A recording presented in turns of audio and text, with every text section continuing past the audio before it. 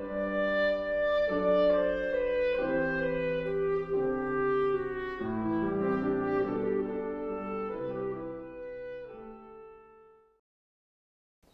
all familiar with the kind of peace that happens when everything goes our way, right? That kind of peace.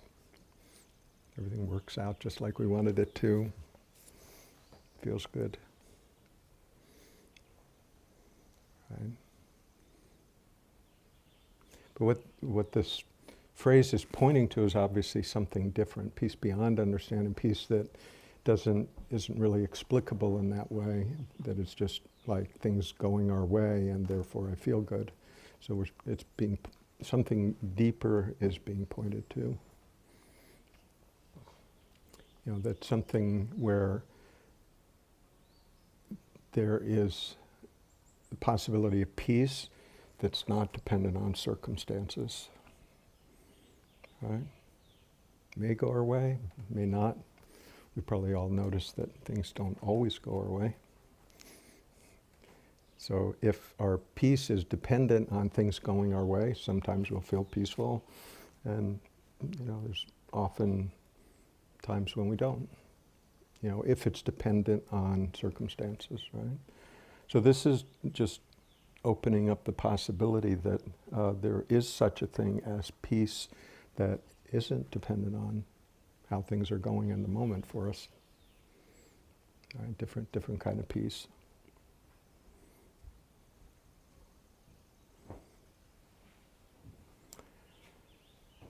So the question is really, what is that?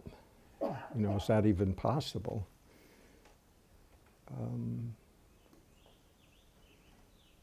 It doesn't, in some ways it seems almost impossible if, what we take ourselves to be is, from the viewpoint of this body, this mind, me, right? This is, I know I don't know, whatever it's been, 400 or 500 years ago, that, before that they thought that the Earth was the center of the universe, and all the stars rotated around the Earth, and then they said, oh no, wait a minute, that's not right. It's the planets revolve around the sun, we're not the center of the universe. And and then in the last century or so we've discovered that we're not, who knows where the center of the universe is. There's so many stars out there in all directions that you can't really say anymore. We're a little planet sort of on the periphery of one of the billions of galaxies, but but that's not actually our direct experience, right? Our direct experience is, no, I'm the center of the universe. Everywhere I look, I'm looking out from here, right? Isn't that our direct experience? Science aside, it's like everything revolves around what's happening for me. That's, if we're honest with ourselves, that's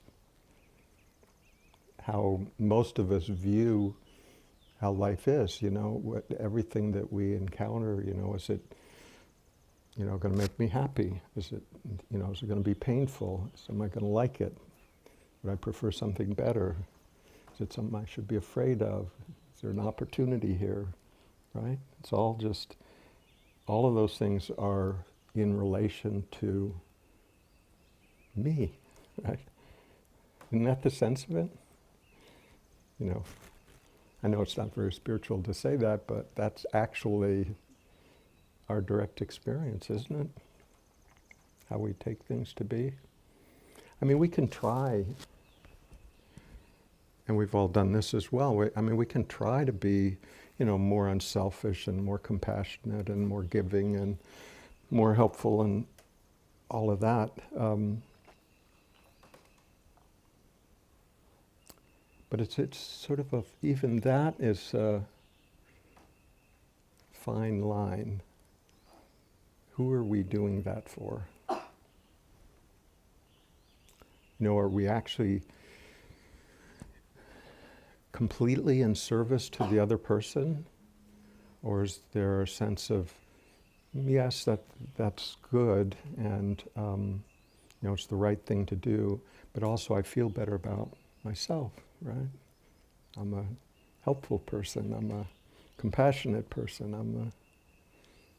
Right. So it's a bit of a slippery slope there when there's still this sense of me as a separate individual out in this big world. There are things that there's opportunities for pleasure, there's possibilities of pain. Those are sort of the two poles of this continuum of our experience. Right? Is that the sense of it? Just being out in the world as, just a separate being. Sense of, there's opportunities for pleasure out in the world, but I can also get hurt, right? There's opportunities for relationships, that feels good, but, there's a possibility of pain there also. There's possibility of success, but yes, there's also a possibility of failure, right? So it's sort of a risky business. We can't sort of help ourselves, but seeking things that, we enjoy, that we feel good about. And yet, at the same time, there's a bit of a hesitancy there because there's always the possibility of pain or hurt or disappointment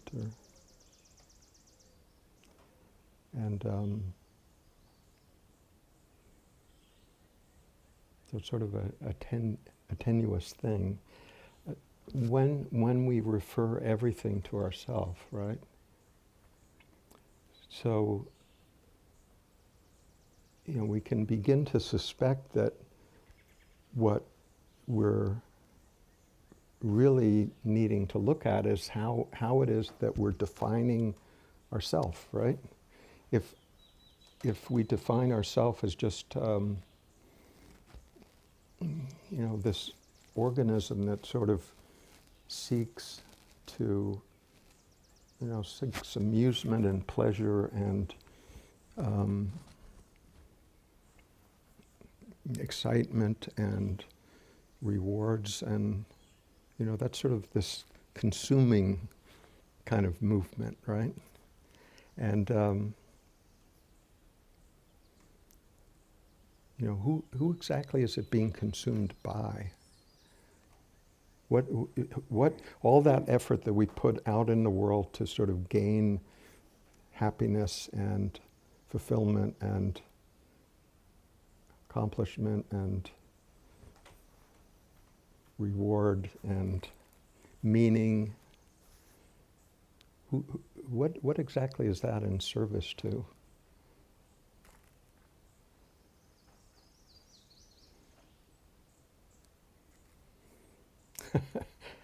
I mean, we assume it's in service to me. I mean, everybody seems to be doing it, right? This movement out to, just ultimately find, some sort of peace and happiness. So in that sense, I see everyone as a seeker. Everyone. Whether we would identify ourselves as that or not, we seek happiness through power, we seek happiness through relationships, we seek happiness through money, wealth, success, beauty, fame, drugs, alcohol, whatever. I mean, the underlying movement is still, I just want a little peace and happiness in my life. I want to feel okay. I want to sort of feel at home. You ever have that sense of, I just want to feel at home here, just I want to be able to relax, and feel like I belong here, that I'm not an alien in a strange world, I'm okay.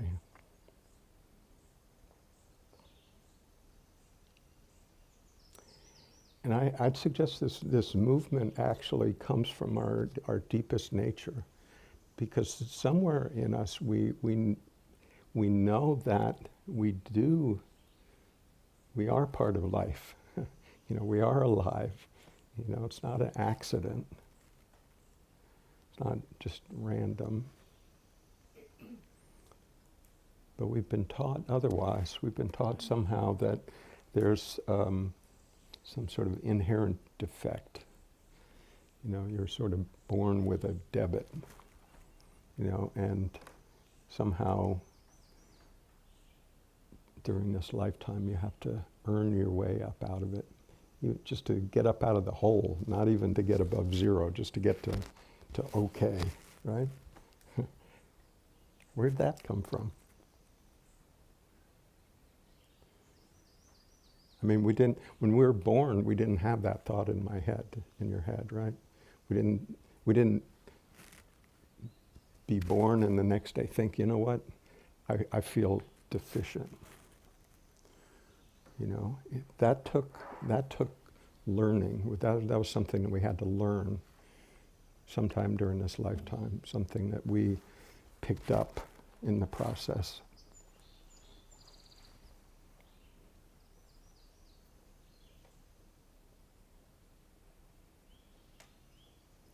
And where did that come from? That there was somehow we learned or were taught or assumed that there was a lack, a deficiency, and that we somehow had to, by merit or accomplishment or service or something, we had to do something to earn our right to be here. That's pretty powerful, isn't it?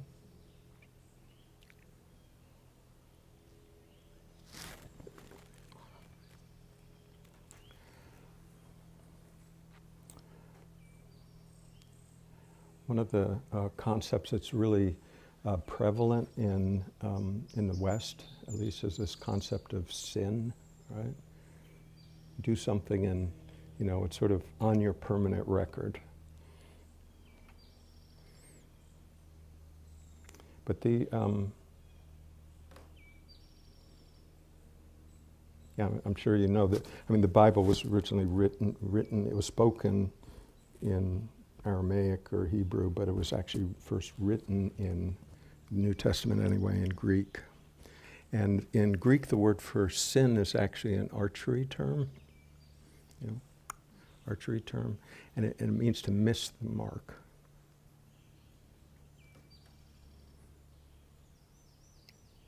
Which is quite different than it's a terrible sin that it's a terrible thing that you can never erase. Right? Like, you got it wrong, but you get another chance, and hopefully you learn from the mistake, and next time you do better. Different sense of it. So in this lifetime, it certainly feels like we have the opportunity to err. Anybody not ever err on anything?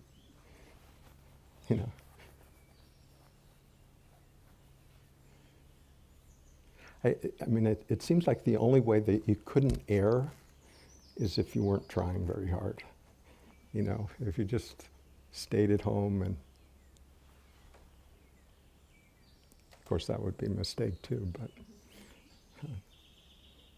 so we get to make mistakes. That's how we learn, trial and error.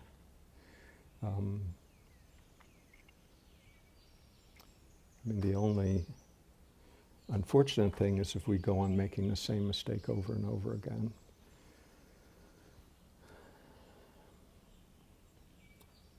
But typically we get the chance to learn. If we keep making the same mistake, the penalties sort of seem to increase. So it sort of gets our attention more and more. And in some ways, this is the whole notion of karma, right? We act, and however we act, there's some kind of a response, some kind of an action, reaction, and if we act in sort of a wholehearted, clean kind of way, there's usually not even ripple effect. You know, if we act out of alignment with whatever the situation may call for, you know, there can be, you know, a big wake, like a barge going by, leaves all kinds of disturbance in its wake. And so that's sort of the karmic consequence, you know, whether, doesn't mean, you know, exactly A causes B, because ultimately everything's interrelated. But, you know, our actions, our speech, you know, does have consequences both to other people and ourselves.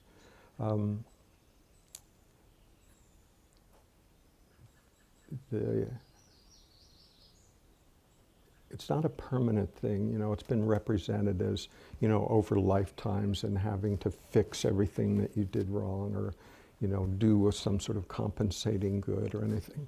It's not really that at all. It's really seeing the whole movement, seeing the motivations, where it's coming from, and when it's seen, it drops away. Sort of the nature of things that aren't true. You know, we see it clearly, and we don't have to try to make it go away. It just sort of drops of its own accord. You know, it's like if we, I don't know, you know, if we're young and, you know, put a fork into the electric outlet and get shocked. We learn the lesson, you know, it's not like we have to try not to put the fork in the electric outlet. There's nothing in us that wants to do that anymore, right? You know, so just seeing that something doesn't work, by that very nature, it tends to drop away. Maybe not the first time, maybe it'll take us a few times. But this sense of karma and the perpetuation of actions and reactions and consequences of past actions is the result of not looking at something closely. So if we, for whatever reason, choose not to look at our actions and our consequences, life tends to continue to look as it did. Right? Anybody ever have that experience?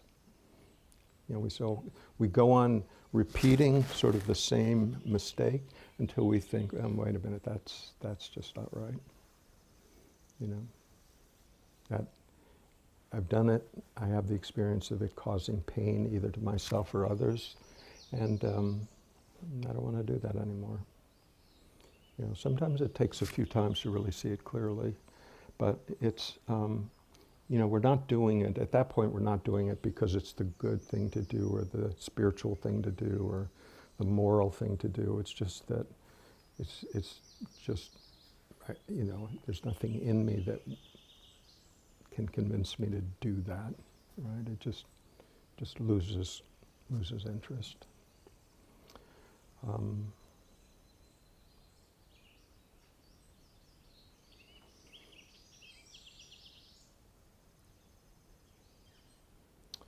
Nisargadatta, who's you know, probably one of the most brilliant Indian sages of the last century, talked about this, and he said that, you know, he said what perpetuates this karmic tendency is the indifference to our own suffering. That's pretty powerful, isn't it? Indifference to our own suffering. You know, it's like we suffer, but hey, you know, it's just how life is. And so it perpetuates. Perpetuates because we're unwilling to really look at it closely. You know, so without looking at it, it tends to repeat itself. You know, Byron Katie, who Patty worked for, traveled with every day for a year, had this, you know, equivalent saying, karma is just an unexplored belief.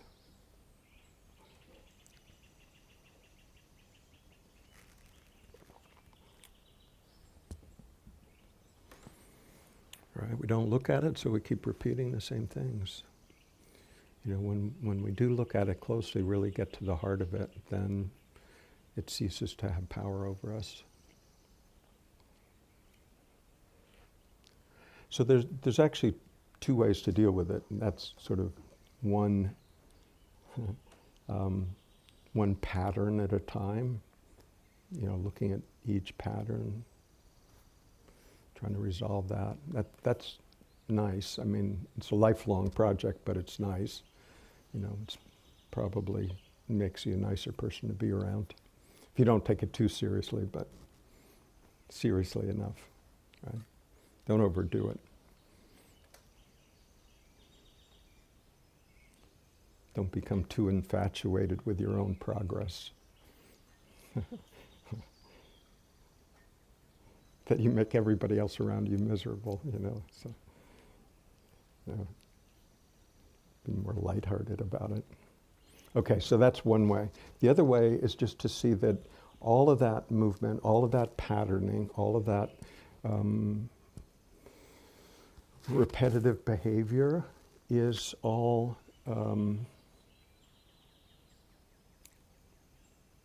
just how we've been patterned, just how we've been conditioned since birth, maybe before that. You know, this whole body-mind has been conditioned with, you know, thoughts and ideas and beliefs and, you know, the way we talk, the way we think, all of that has been the way this organism has been conditioned.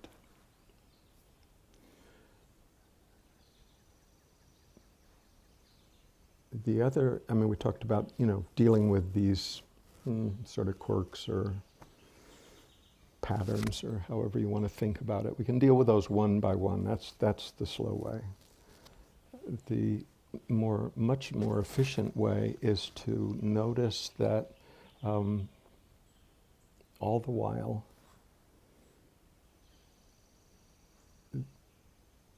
that whole package of conditioning is happening within our awareness, within this consciousness.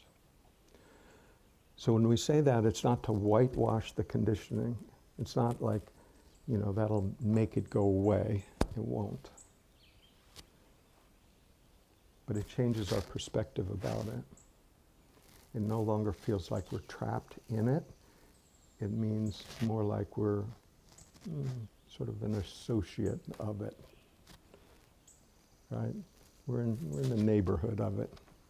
You know, we can see it functioning, but we don't identify it as me. You know, it's something that this body-mind has been conditioned to do. Okay, we've all got conditioned thoroughly, every one of us, right? In many different ways. You know, for most of us, we like some of this conditioning, not so fond of some of that conditioning, right? Sort of a mixed bag. Usually not entirely one or the other.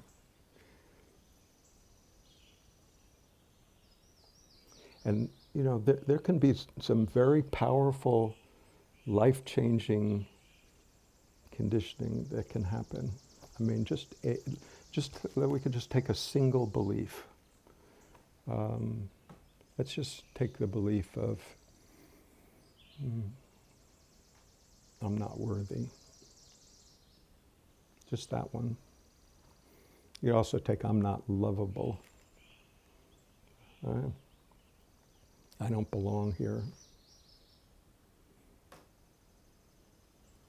Just feel into any one of those, you know, feel into what effect that has on how we live this life.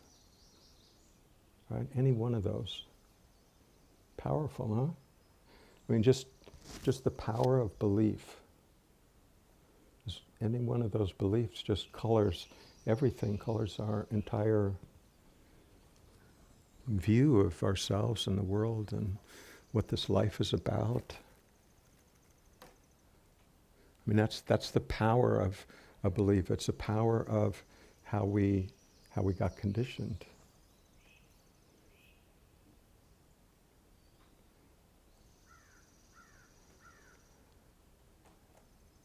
So the sense of, let's just pick unworthiness since it's so common. Our antidote for that is, well, I'll just do something so that I feel more worthy, right? I mean, that's, I don't know, be successful or, have a nice house or do this or that, and then I'll feel better about myself. But can you see it's the same game? It's like we assume unworthiness and then we feel like, okay, but if I sort of,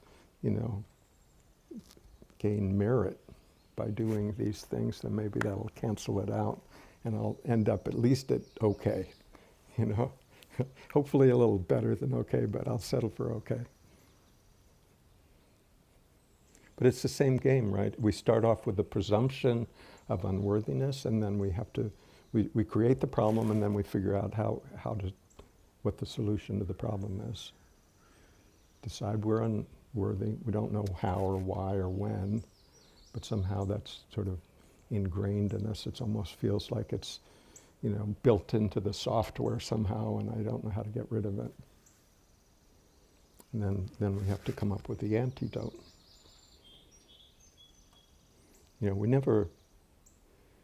We sort of never really questioned the original assumption. Like, well, is that even true? Who said? My third grade teacher? I mean, did they know? So we don't question it. We sort of, I feel this, therefore it must be true. So we trust our feelings, we trust our thoughts. But I'd suggest both of those things are thoroughly conditioned. It's okay, it's just as it is, right?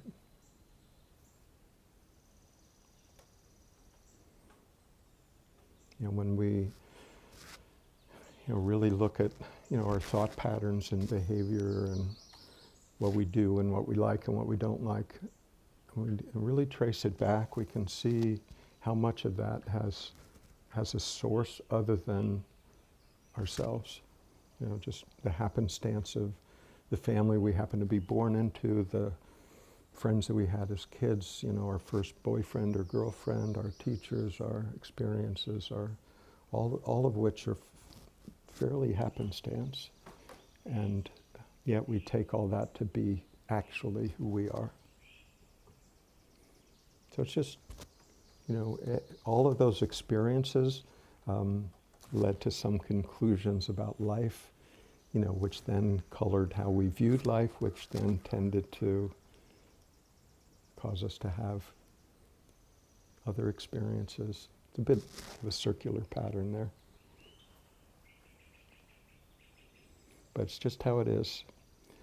But we can, if we're willing to consider the possibility that this awareness that we've been talking about is well, first of all, that it exists, right? To acknowledge that, as you said last night, just acknowledge, yes, it exists. That's interesting. I wonder what that is. I wonder if that's the same as everything else. Or is it fundamentally different? Is it of a fundamentally different dimension than everything else? Everything else has a form. These bodies have forms, a tree has forms, flower. Even a thought has a form, right? Has a content, has a lifespan. Everything that we can observe, has a form, has an identity. It has a lifespan, comes and goes, it's impermanent. Everything except one thing.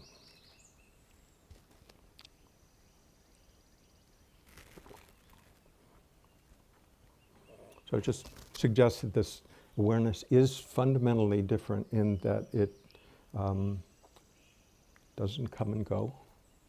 Every time we check in, yep, I'm still here, still aware. You know. Doesn't have a form. We can't look at it. Everything else we can look at. We can look at these bodies. You know, we can look at our thoughts. Look at the trees. Look at everything else. We can't look at this awareness. It's like we can't do that because it's not a thing. Right? That's why it's so hard to say much about it. We can't look at it because it is what's noticing everything. It's sort of like the same reason your eyeball can't see itself. You know, it's where is it? Where is it? I know it's around here somewhere.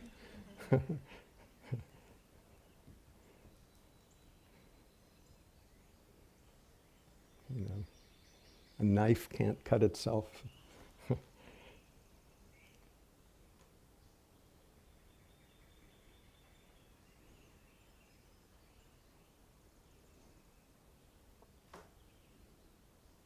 So from the perspective of that awareness, looking back at this conditioning, I mean, the question is really, does that awareness have a problem with it? I don't mean after it's fixed, I mean just as it is. Does the awareness have a problem with it, or can it look at the conditioning and just see, yeah, that's what happened?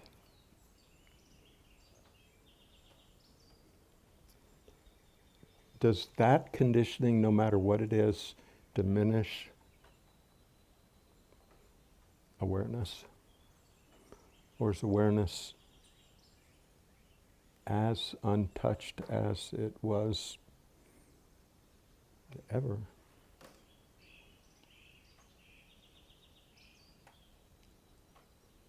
I mean, everything else has changed, right? Ideas, history, relationships, health, wealth, addresses, maybe names, everything has changed over time.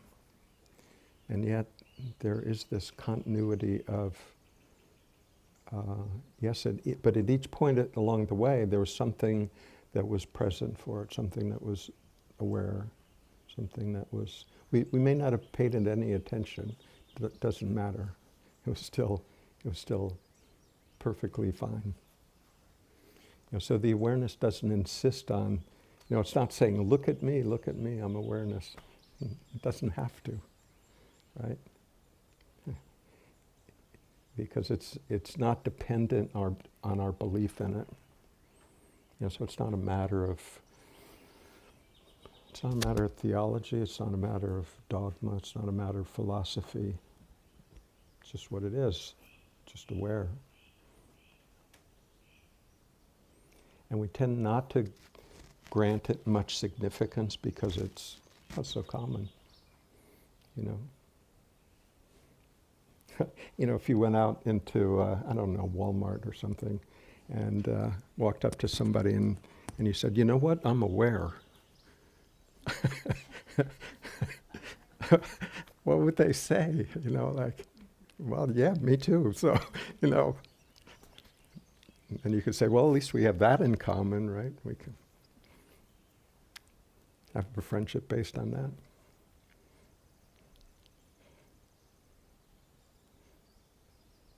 But it's so common, we don't give it much regard.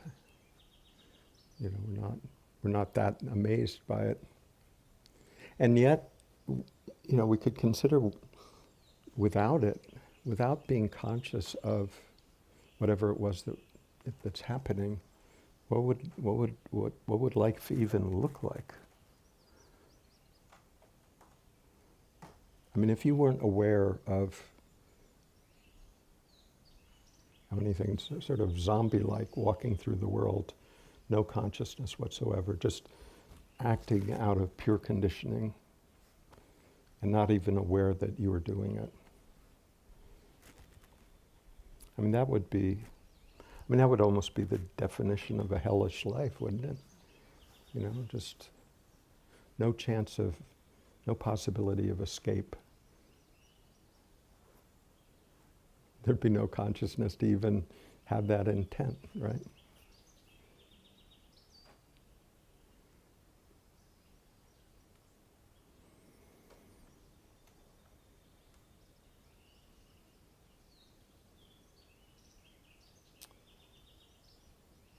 So one of the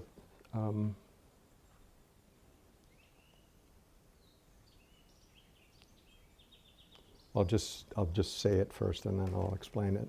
So the entire world happens within what you are. Everything that you've ever experienced happens within what you are. What you are.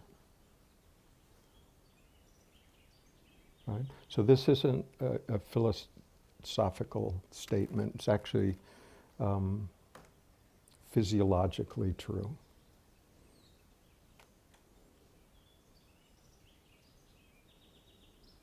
Okay, so we project all of this nature and the bird sounds and this voice and that fly that just flew by and all of that we project as happening out there, right? I mean, that's how we walk around, that's how we view life. That I'm here and the world's out there. I'm little and the world's big, right?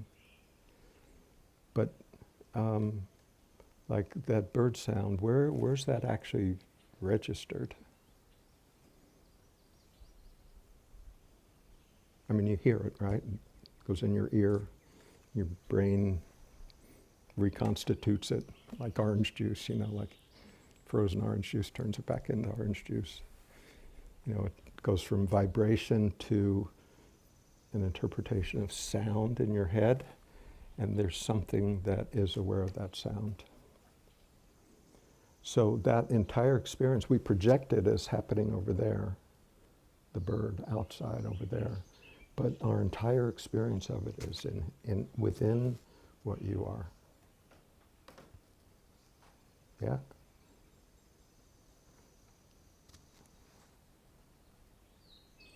So we can do the same thing with sight. You know, we can look across the river and see a tree over there. But, I mean, I'm just talking physiology here. You know, do you ever see that tree? We say that we do, right? But what's actually happening? Right? If it was completely dark, you wouldn't see anything. We know that, right? So the sun comes up, and then we can look across the river, and we say we see the tree. But what's actually happening, right? We don't see the tree. We see the light that's reflected off of the tree. That's what enters our eyeball, right? And does the same thing as the ear in a sense. It, you know, received as, you know, light in our eyeball.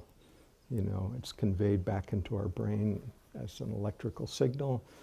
Our brain puts it back together and says, oh, I've seen that before, that's a tree. And there's something that has to be conscious of that. So the actual tree is an image that's put back together in our head, right? And then there's something that's conscious of that. So that's why I'm saying the entire world, everything that we ever experience happens within what you are. That's pretty amazing, isn't it? Sort of empowering. You can't get much more empowered than that.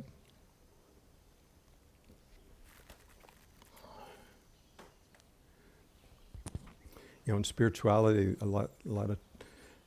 a lot of talk about unity, the unity of all things. But when the entire world happens within what you are, where's the disunity? Other than a thought in our head to somehow separate ourselves from that experience, where's what's not unified? What's other than? If it's all perceiving within what we are, where's the other? What's outside of us? If we're having a conversation with somebody, and that person appears within this consciousness, as this form does to the other person, where's the separation? Without going back into our head to say, oh yeah, but what I am is just this body over here, and there's that body over there, therefore we're separate. Without that belief, there isn't separation. That sense of being separate from the world, as if I'm in a bubble over here, and then everybody else is out there. That sense has been learned in this lifetime. It's what we've been taught. But we've been taught a lot of things that aren't, we find out later aren't actually true.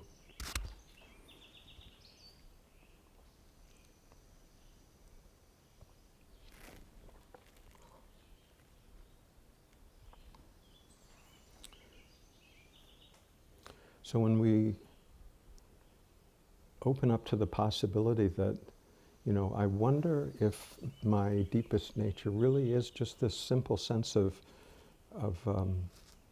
presence or aliveness or awareness, consciousness. It doesn't matter what you call it. It's beingness. Prior to any definition, just this sense of in this very moment and every moment, it's just this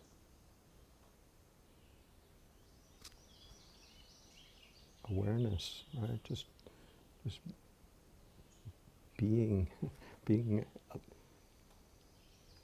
here, being alive, being present for whatever arises. From that perspective, looking back on our conditioning, it's just doesn't have the same significance, right?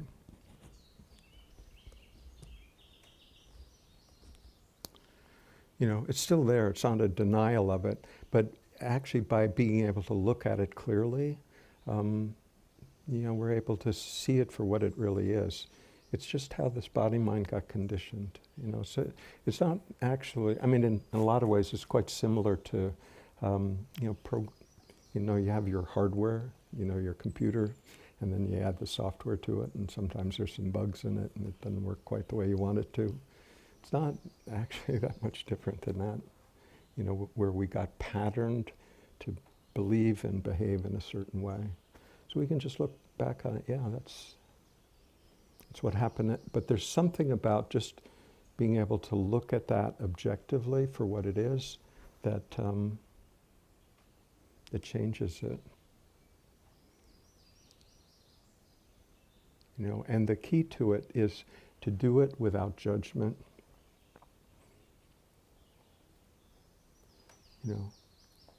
To just observe it. Yep, in no circumstances I can get my buttons pushed and I react to that.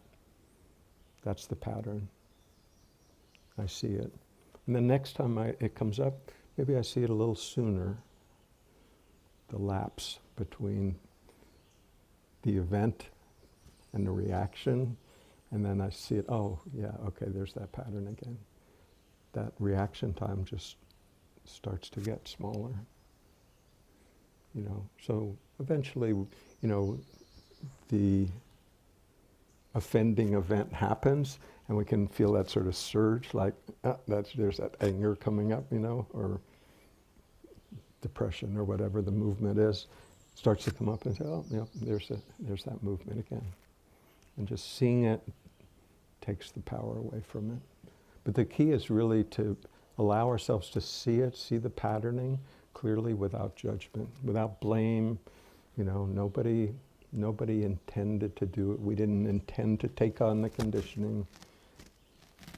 Nobody ever said, growing up, you know what? I think when I get to be an adult, I think what I want is to feel unlovable. That's what I'm going for. We don't do that. It's just like happens somehow along the way. There's no blame here. There's no, in some sense, it's, it's all happened in unconsciousness, really.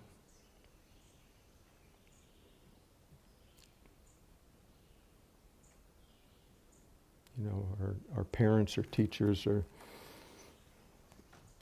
boyfriends, girlfriends that, had in relationships. I mean, there's probably all had, some areas of they're relatively aware, and then other areas not so much. All that contributed to the conditioning. But now we have the opportunity to really explore that. And like I said, we can, look at that conditioning one by one, but that's a hard road to go down. I mean, that's what, they try to do with counseling and psychology and everything. It's a worthwhile effort, right? But to get really at the root of the problem is really to see what we are that is unconditioned already. And that's possible. And what's unconditioned, there's only one thing that's unconditioned. And the good news is you're that already, so. Right? The awareness is already functional. Your awareness is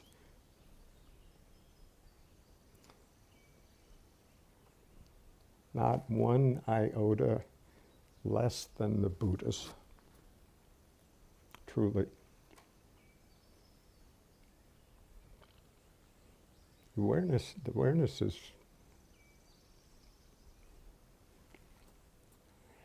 that gift has already been given. The only question is whether we will receive the fullness of it. And that's up to us to do that or not, But the gift's already been given. It's not lacking in any way. It doesn't need to be improved. It doesn't need to be attained. It's just a recognition of what we already are.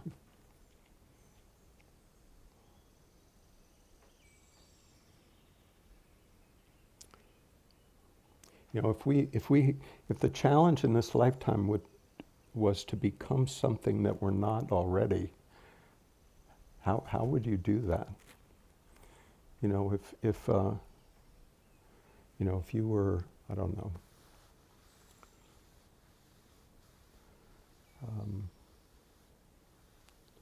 born a polar bear, and you found out that the goal in life was to become a giraffe. How would you go about doing that?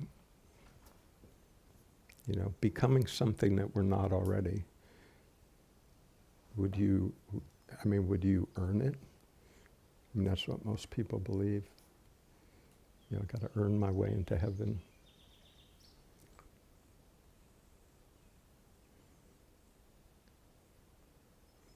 But the good news is, what, as I said last night, what we seek we already are. It's already been fulfilled. It's only our insistence otherwise that keeps us from recognizing that.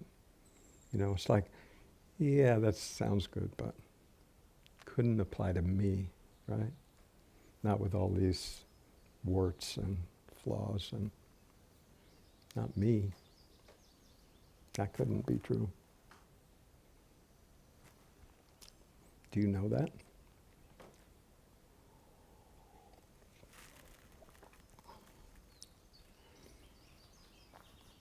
Or is that just a self-limiting belief? Again, just conditioned idea that we picked up along the way. No, not worthy. Maybe some people are, but not me.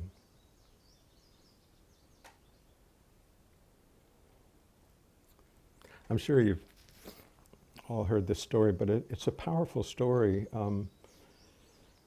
The story of the sea captain that wrote the song Amazing Grace.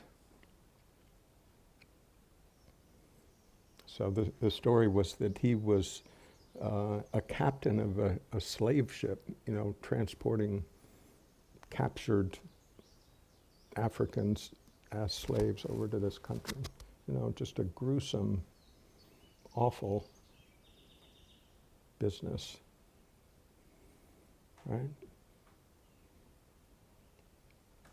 Profitable for a few people, agony for a lot of people. Anyway, that was his job. And yet, somehow, on one of those voyages, this sense of amazing grace came to him. Saved a wretch like me, right? If we're just talking about grace, it was like, hey, I earned it, right? I mean, that wasn't the case there. It wasn't as a result of merit that he had a sort of breakthrough realization. It was amazing grace. Amazing because it was unearned, right? Not a question of earning anything. It's not a question of deserving anything.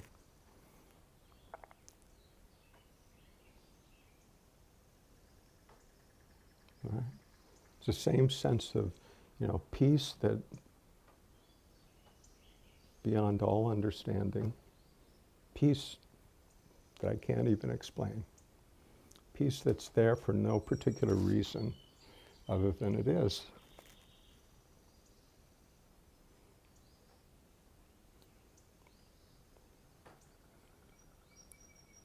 Other than our willingness to drop our insistence that it not. Willingness to drop the argument.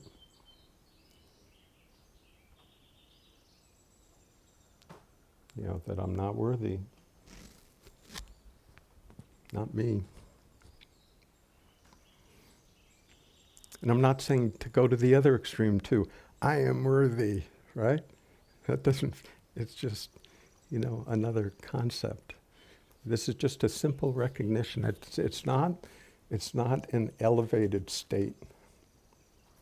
I know it's been advertised that way. Enlightenment is, a super elevated state. It's not, actually. It's just how it is. It's just how life is without all of the conceptual overlays.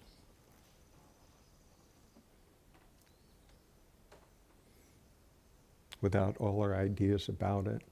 It's just quite simple, actually.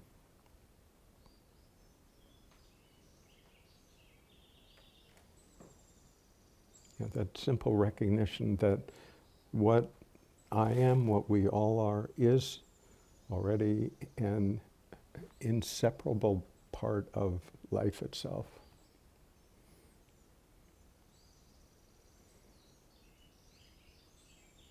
an amazing part of just that prolific unfolding of life, you know.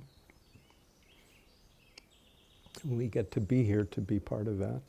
Not only part of it, we get to be here as it.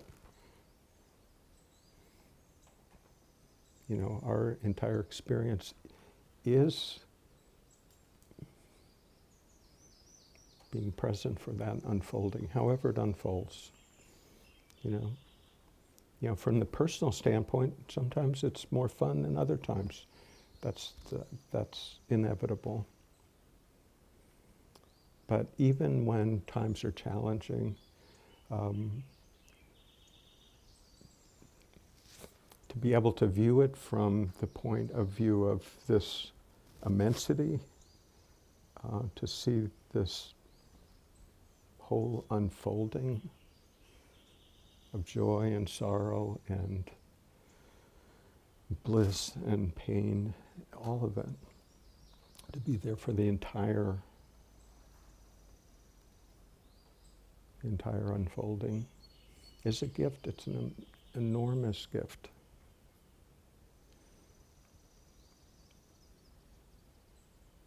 And the true enjoyment of that is when we just step into that deepest part of ourself that's already present.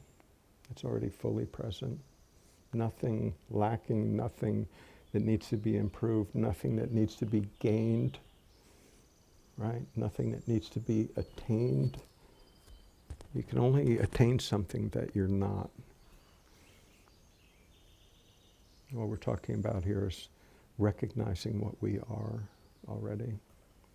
Just the recognition.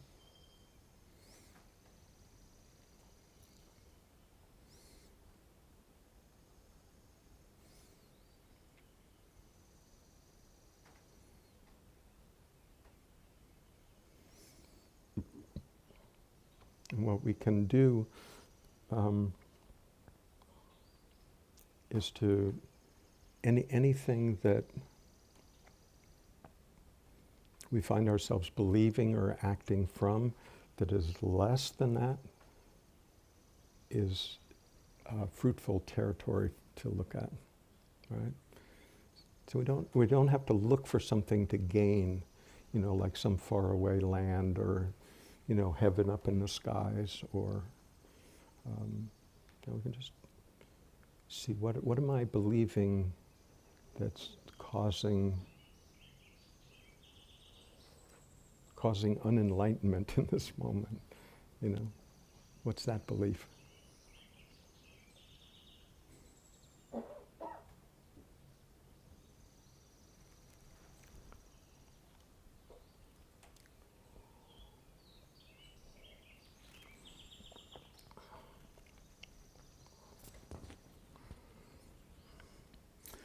So this idea of peace beyond understanding is actually a reality that can be realized. Realized in this lifetime. This isn't a multi-lifetime project here. I mean,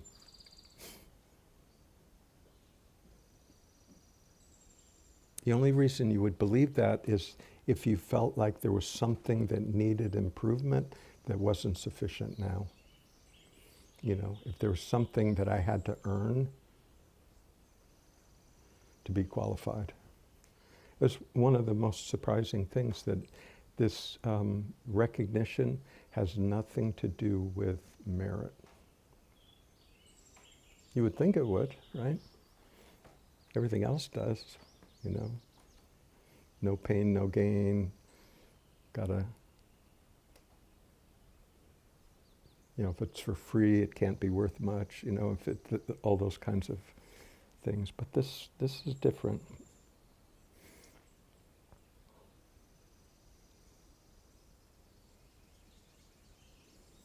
So what we're talking about here is eminently possible, you know, in this lifetime, and it is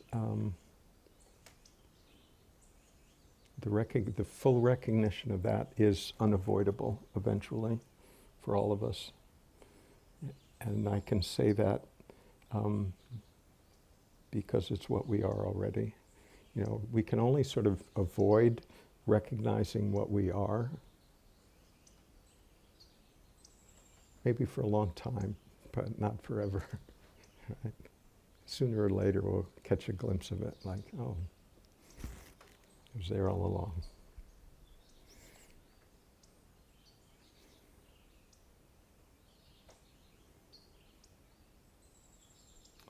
So any ideas that we might be carrying around that, you know, there's something lacking here, there's something deficient here, that is holding me apart from some state of grace, is worth really looking at, whether that's actually true or whether it's just a belief. No belief, no separation.